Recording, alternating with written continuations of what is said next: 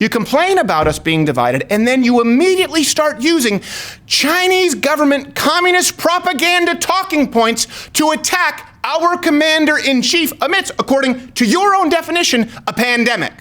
Who has the Americans' best interests at heart? What do we think about just taking a Corona pact where we all lick a popsicle stick? I'm in. I think get it over with. We're going to get it. Let's get it. Yeah. There's no way to isolate, not get it. Get immunity, and you're free. And I'm just hoping that I'm dead. like, Tom Hanks and his wife, or Justin Trudeau's wife, and Idris Elba, or any of the NBA or NFL players, and that I get it, and I have no symptoms. There you go. Yeah, totally fine. Wait, is this a ploy for you guys to actually Has there kill been me? any public figure who has gotten it and had severe symptoms? That I know of. Yeah. I don't think you're going to hear about it. Yeah. Oh, you just don't think they'll say so? I don't think they want to say it. I mean, they may say it later. I bet you'll hear someone who was like, "Oh, I had it. It was pretty bad. I just didn't want to let anyone know about it." Scare people. Yeah. Because especially, I would think it's at higher levels of government, they're going to do their best not to say anything. Right. It's going to create a panic. Yeah. You mean more so than already? Wait, are we talking about the American government? Is a panic now. In general, give it 30 days. It's going to get. Who is your source? Because we all saw that morning, Half Asian Bill said, hey, by the way, Donald Trump's going to declare a national emergency at 2 o'clock today. He told me to go get gas, and I did, and you were off by 12 minutes. Yes, I was. I was. It was a little delayed. How did you know that? You know things. You hear things. We have a full Thursday show worked up for you, but wanting to do my part, I will have my personal doctor, Dr. Choi, on the show tomorrow, which is great because he is Asian, he's Korean, he's very funny, and he's very knowledgeable. He's on the American Board of Endocrinology, and he's been he's out there in Vegas where they just had, unfortunately, the first death, and now it's been sort of spreading. And I think he's a good voice right now, a good voice of reason out there in the wilderness, because he's a very level-headed doctor. I like him a lot. He uses experimental methods. Like he's really kind of at the cusp of stem cells. But if you go in, he'll say, "Listen, this is what it maybe works for." We'll say, "This is what it maybe work for," and not that. So some people's like, "Help!" Like he goes, "This is." I swear to you, I go, "Does stem cells really help?" He goes, "Well, approved in Europe for like acute joint, but some people they say you take stem cell, help everything. But look, I break my knee, I tear my ACL. Okay, year and a half, can't walk. Then 4 weeks stem cell." You tell me. We have to talk about Corona. There's nothing else we can talk about. We have to. And there are a wide range, I should say there are, I shouldn't start it off improperly. There's a wide range of opinions on the coronavirus. Okay, some people think that the quarantines, the closures are overkill, or we're shutting down too much of the economy. Others think we're not doing enough, that there can be no overreacting. Where do you line up? And right now, the blame game is going around. A lot of people blaming President Trump. Some people blaming the media. I'll tell you, Chinese government, full stop. Yep. Donald Trump, don't trust China. China is asshole. Truer words were never spoken. Right from the start. My cousin Wang, what a guy. He's amazing. Look at him. What a national hero. He's famous. Here's something, I understand this is a time where hopefully we can come together as Americans just to try and do the right thing. We need to protect those who are vulnerable. And really that's older people with pre-existing conditions. Yep. Most young people who are healthy, you're probably going to get it. It's not going to be that severe. That's what we know thus far, but it could change. Here's what really bothers me. I'll tell you this. Let's say Donald Trump had done everything wrong. Okay? Right. And let me clarify this too. I'm not going to be shamed into panicking. This is something else too. People get mad if you don't panic. Nope. That's not going to happen. I'm going to react as genuinely as humanly possible. Let's assume that Donald Trump did everything wrong. Don't think that's the case, but let's assume that. I still don't like the media carrying the water of the Chinese government's propaganda, which is what we're seeing right now. I don't care if it was Barack Obama, Jimmy Carter, Bill Clinton. Nope, sorry. That's my president. That's communist China. My team, your team, end of story. Yeah. It's cut and dry. So as the Wuhan virus right now, it's spreading beyond China, we've seen a huge shift, too, in how the media is covering it. So this is something a lot of people need to remember. They're trying to say now, oh, the right wing, they were saying, don't worry about it. Yeah. No. It wasn't a left-right thing. Look at BuzzFeed. Look at New York Times right here. They were the ones saying that it wasn't much to worry about. It was them who said, "Don't worry, it's less than the common cold." But then they pivoted, now that it serves their interest, to try and blame Donald Trump for this pandemic. And that's also why people don't believe you. We'll come back to that. There is value in times like these where people should hopefully be able to trust the media. But when you say it's not a big deal, don't worry about it, and then you only say it's a big deal because it's Donald Trump's fault, of course people don't believe the same folks who said Russiagate and prostitutes on furniture. Yeah. We don't believe you, Not anymore. and you have done the public a disservice. So let's start along the trail here to kind of go through it. This has kind of started with the virtue signaling that we've seen of reporters, late night hosts. All of a sudden now, you've seen this, they're saying that it is racist to refer to the coronavirus, COVID-19, for those in the medical know, as the Wuhan virus. Tying coronavirus to China and Chinese people isn't just a racist dog whistle. It's a whole racist orchestra. It's a mighty, mighty racist bass tone. China and others have criticised you for using the phrase Chinese, and you like the mighty, mighty boss tone virus. How do you feel about that? Are you going to continue using that phrase? I have to call it where it came from. It did come from China, so I think it's a very accurate term. No, it's not. It's a very racist term. Keep calling this the Chinese virus. There are reports of dozens of incidents of bias against Chinese Americans in this country. Dozens. Your own aide, Secretary Azar, says he does not use this term. He says ethnicity does not cause the virus. Why do you keep using this? A lot of people say it's racist. It's not racist at all, no. Not at all. I love it. China. It's from China. I want to be accurate. About Chinese Americans please, John. China. The aides behind you. Are you comfortable with this term? I have great love for all of the people from our country, but as you know, China tried to say at one point, maybe they stopped now, that it was caused by American soldiers. That can't happen. It's not going to happen. Not as long as I'm president.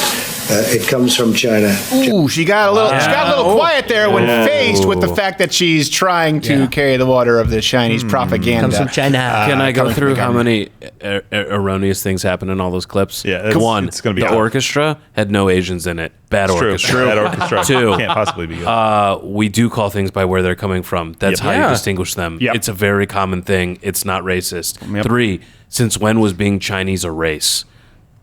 Wait, what? Chinese is not a race. China is a nationality. It's a nationality. There's all types of races. In fact, there are all kinds of people of all kinds of different nationalities that live in China, that live in Wuhan. Why do you look like a racist character? When you I say don't that? even know. There's all I don't even kinds know. of people. This jacket's a little small and my arms are close together. I don't know. like a T-Rex. I don't know. I do get squinty. super racist Chinese. Can you even tell? Can people tell? Hold on, I asked this question. When I get suspicious, I squint my eyes, but That's they're right. already squinted. Can people tell when I'm suspicious? You all the invert time. your eyelid it's like typical, they, like, flip up. I don't know, but hey, now you get disrupted wider. all those valid points. We'll get to most of them, and I want to lay out the case as to why there's a lot of blame at the foot of the Chinese government, not the people. I feel horrible for the people that they've been oppressed for so long. We'll get to that. Here's something interesting, though. Up until this point, the media had no problem using the term Wuhan virus. The total number of deaths from the Wuhan coronavirus, it's now surpassed the SARS outbreak from 2002, 2003. It's a gay liberal from the West Village. Spreading fast as the number of confirmed cases of the Wuhan virus continue to surge. The 34-year-old ophthalmologist diagnosed Saturday with the Wuhan coronavirus. We have new information about how the Wuhan coronavirus is spread. Good to have you with us. So we start with the Wuhan coronavirus spreading across China. Wuhan coronavirus have now been confirmed in all Chinese regions. That was actually a pretty racist cartoon. Anti-Chinese cartoon. Worrisome. There are now 11 confirmed cases of the Wuhan coronavirus. And so you wonder why earlier on this program we said it could get worse, maybe not, we don't know yet, as well as we should point out where it actually stems from. Well, that's because of you, lest you forget, for the purpose of consistency. I don't want to say it could get bad at some point. Okay, so I don't want you to go back here and say you said it would never get bad. It could get bad. If we're going to be naming the virus based on its source, wouldn't communist ass virus be more apt? I mean, it did come from China. It has nothing to do with President Donald Trump. I'm the hipster of Wuhan virus. Yeah. You are. Ahead of the curve. Look at you. Very much just ahead trying of to the be curve. more accurate. And just like you said, we do this all the time. There are other diseases that are geographically named. We have a Spanish flu, West Nile. People don't know Ebola, Zika, Lyme disease, German measles. Not to mention the ill-named Polynesian island of Lou Gehrig. We know that all of these places. Great oceans, blue seas. By the way, is there anybody that actually the county thinks of AIDS?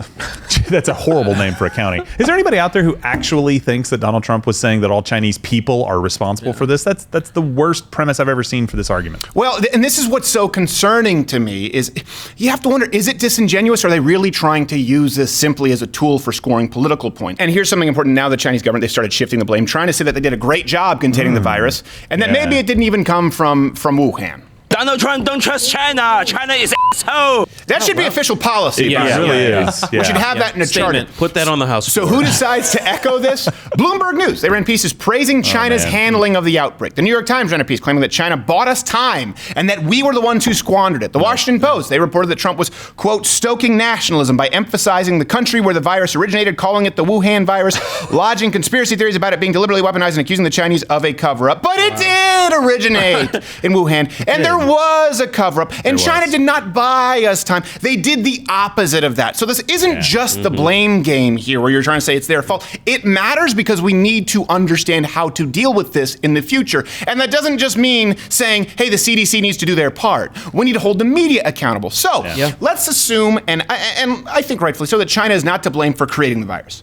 They are certainly to blame for covering up and misleading the world. Yes. Several whistleblowers tried to raise awareness about this early on in December. Yeah. One of them was Dr. Am I pronouncing this right? Dr. Li Wenliang. Yep, that's pretty good. Wow. Oh, wow. Good for me. Nice job. Good job. Yeah. See? Pandemics bringing us together. So what did the Chinese government, what did the media do? They forced him to recant under threat. They made him sign a document saying that his behavior was illegal, smeared him in the media, isolated him in conditions that ultimately led to, unfortunately, the man dying of the virus. Well, a man who's become incredibly well known around the world because of the coronavirus has died. This is the Chinese doctor who tried to warn the medical community about the coronavirus. He was told to be quiet by the authorities before weeks later being diagnosed with the virus himself. Frank, I don't think that newscaster would know. Do you think is being quiet just a euphemism for like spiked bat to the face? I mean, it could be, yeah. Well, I think you're right. Since when have we decided that a nation who's had its entire history based on human rights violations is the paragon of truth on how people are suffering or not suffering? So the left, here's the thing too that's important. The left in the United States now, they were celebrating these whistleblowers, by the way, when they thought it was just a story about a foreign virus in some distant land in China. All of a sudden, once it arrived on American shores, everything changed. They started praising China and its handling instead of highlighting its gross incompetence. And by the way, simultaneously, right now, they're placing the blame squarely at the feet of President Trump. And this is not, we want to be clear, this wasn't just an isolated incident, a few whistleblowers being silenced. Okay? Some more. Just this week, we learned there was a Wuhan. Is it Wuhan or Wuhan? Wuhan. I was saying it right, and then I said it wrong because they were saying Wuhan. So just this week, we learned that there was a Wuhan lab that identified the coronavirus in December. It was ordered to stop testing and destroy the samples. Wow, China is now trying to censor the story. China is now even banning, if you need a synonym, Western journalists who've reported on their incompetence, which is, again, why we say, Donald Trump, don't trust China. China is asshole. A little flowery. I think he could be quicker, straighter to the point. Exactly. And by the way, while we're talking about media, please do hit the notification bell, hit all notifications if you're watching this on YouTube, because subscriptions don't mean a whole lot these days. And do consider joining Mug Club. That's the only thing that allows us to continue creating this kind of content, not beholden to Al Jazeera or a foreign caliphate. And new videos every day, 9 p.m. Eastern. Here's another point that really matters. Not only about the cover-up, China could have prevented this. Yeah. It's not just about the blame game. It's about the opportunity cost, and ultimately that's people's lives. If China had not covered it up, and I mean the Chinese government, the Chinese people are just as much a victim of the Chinese government as anybody else, meaning the entire world. That's what the pandemic means, as far as I understand it. It could have been prevented. So here's some recent reports that actually show China had its first confirmed cases of coronavirus as early as November. Okay? And then there was a recent study that showed that if China had enacted measures after the whistleblowers' warning, rather than hitting with a 2x4 and a nail through it, they could have prevented 95% of the virus cases. Wow. But they didn't. They stopped testing. They destroyed the results. They silenced whistleblowers. They even refused help that was offered to them by the World Health Authority and the CDC.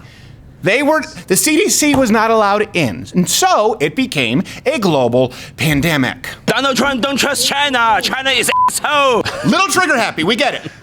But keep it coming. It's better. It's better for me to scale you back than ask you to come in with more. It's no less true on the 7th time than the first. It's no less true. But here's the thing: where's the digging? If we're talking about Donald Trump, we want to blame him for the CDC. Again, tomorrow I'm going to have my Dr. Choi on the show, who's actually a certified practitioner who's had to deal with this. He's my personal doctor, and he's Asian. He's a Korean, so it'll be an interesting perspective. But while we're blaming Donald Trump for this, media, where's the digging when we're talking about China? Whistleblowers, that stuff gives you a raging erection most of the time. Yeah.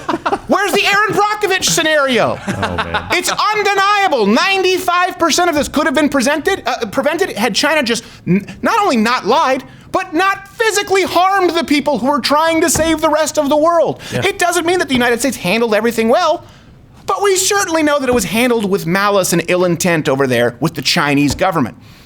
And I don't know. What happened? Yeah. What happened with China? Here's where we are right now, and it breaks your heart. Communist fascist regime gonna communist fascist regime. They start sending in police, forcibly throwing people into quarantine now against their will. That's where they are. That's terrifying. It really is. They know if you go to the hospital, you don't come back.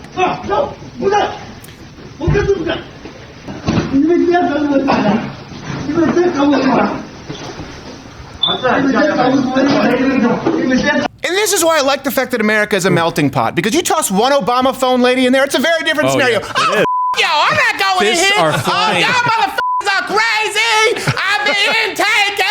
These people are just going with it. And I understand. This is why, like you talked about, you said the expression in China is, what is it, the nail that sticks up gets hammered down. Right. Yeah. And these people live in fear. And so American journalists, guess what?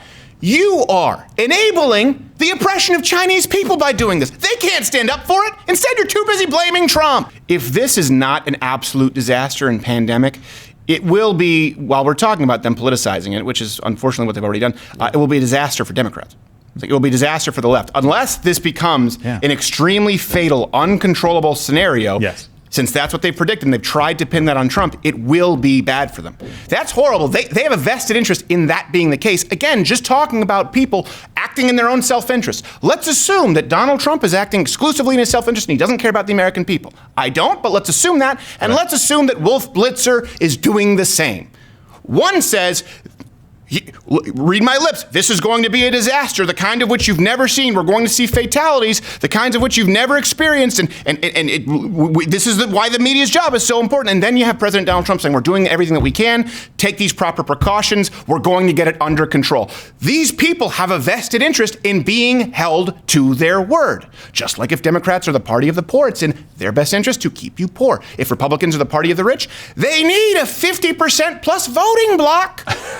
It's helpful. Yeah. And this is what really bothers me about this. There would be some serious value in having trust in the media right now, and knowing where to turn and get accurate information. But it's hard after the Russia hoax, the Covington kids, the Kavanaugh rape hoaxes, Jussie Smollett. The list goes on. You're the little boy who cried coronavirus. I guess you cried Donald Trump, and now you sort of cried it synonymously.